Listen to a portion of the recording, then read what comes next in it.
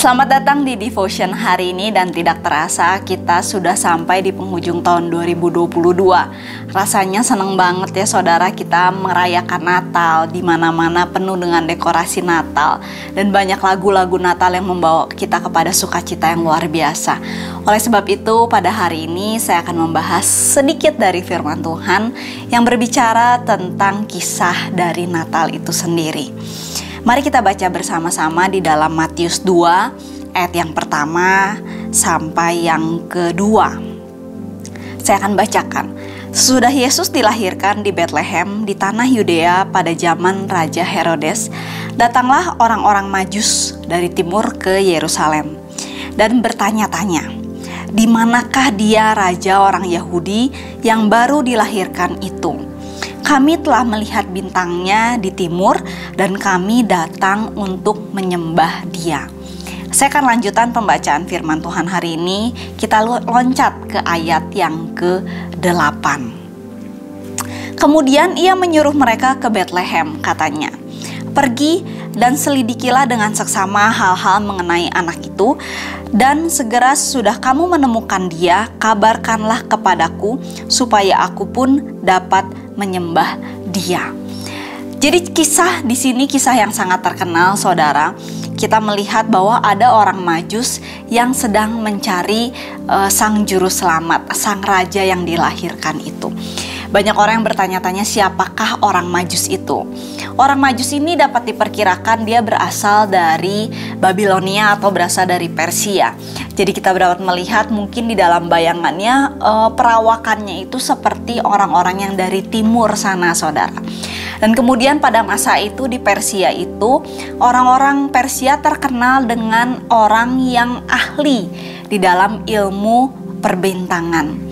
Makanya kenapa Tuhan salah satu tokoh yang Tuhan pilih di dalam proses kelahiran Yesus di sini adalah orang-orang Majus, di mana mereka sangat ahli dalam ilmu perbintangan. Dan kita dapat melihat di kisah selanjutnya orang Majus ini menemukan Yesus dengan cara mengikuti bintang, saudara.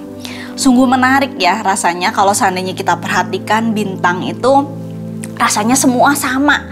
Tapi hal yang menarik pada waktu itu, di antara semua bintang yang ada, hanya ada satu bintang yang paling terang.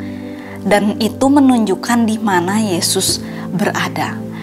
Dan orang Majus ini mereka berjalan bermil-mil jauhnya, tidak dekat saudara, sangat jauh, dan pasti tantangannya sangat luar biasa sampai mereka sampai di Betlehem menemukan bayi Yesus di sana. Banyak tantangan yang mereka hadapi pada waktu mereka hendak berjalan ke sana. Saya lanjutkan pembacaan firman Tuhan kita hari ini. Saya lanjutkan di ayat yang ke-9. Setelah mendengar kata-kata raja itu, berangkatlah mereka.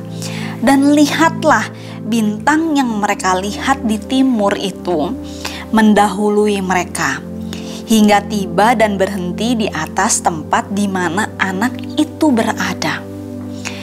Dan dapat diperkirakan apakah orang Majus ini datang bertemu dengan Yesus pada waktu Yesus baru lahir.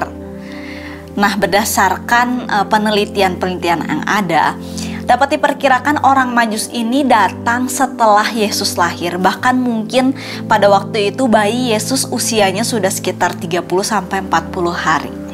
Jadi bukan bayi merah yang baru lahir, tapi usianya sudah 30-40 hari pada waktu itu.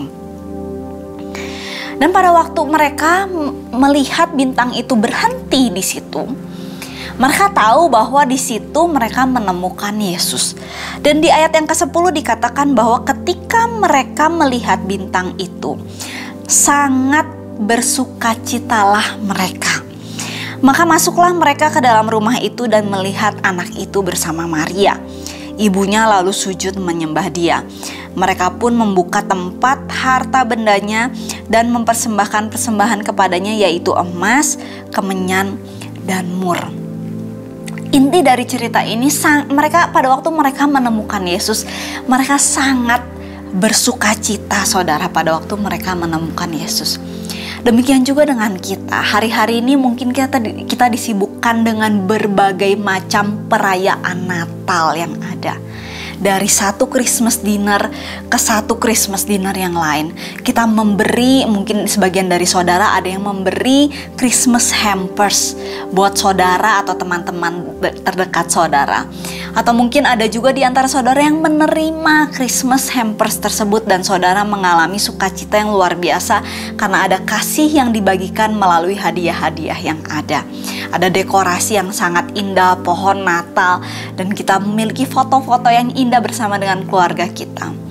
Tapi benarkah di situ letak sukacita yang sebenarnya? Mari di momen Natal kali ini, mari kita kembali kepada esensi dari sukacita Natal itu sendiri, yaitu di mana pada waktu kita menemukan Yesus itu sendiri, pada waktu kita menemukan Tuhan di dalam keseharian kita, di situ kita menemukan sukacita yang luar biasa. Seperti orang Majus yang berhasil menemukan Yesus. Mereka bersukacita luar biasa, dan pada waktu itu juga kita mengalami sukacita yang luar biasa pada waktu kita menemukan Yesus. Dan masihkah hari-hari ini kita sungguh-sungguh mencari Yesus, saudara? Masihkah kita mencari Tuhan itu sendiri, atau kita hanya disibukkan dengan ornamen Natal yang ada?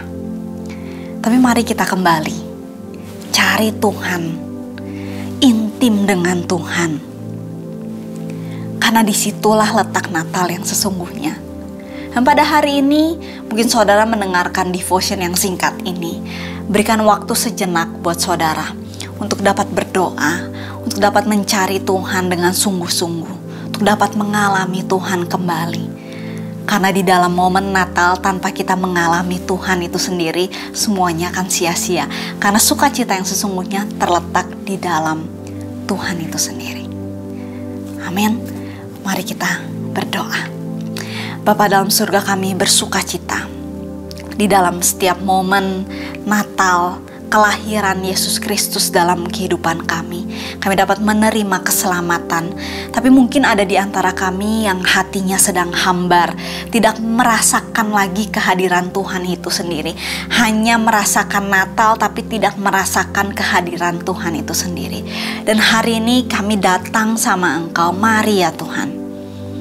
Biarkan kami mengalami kembali Tuhan itu sendiri. Kami mengalami kembali kehadiran Tuhan di dalam hati kami. Biar dimanapun kami berada, kami mengalami sukacita yang sejati yang berasal daripada Tuhan. Terima kasih Tuhan, terima kasih Yesus. Terima kasih ya Bapa. Semua yang percaya semuanya katakan amin. Merry Christmas. Sampai jumpa di devotion selanjutnya. Tuhan Yesus memberkati.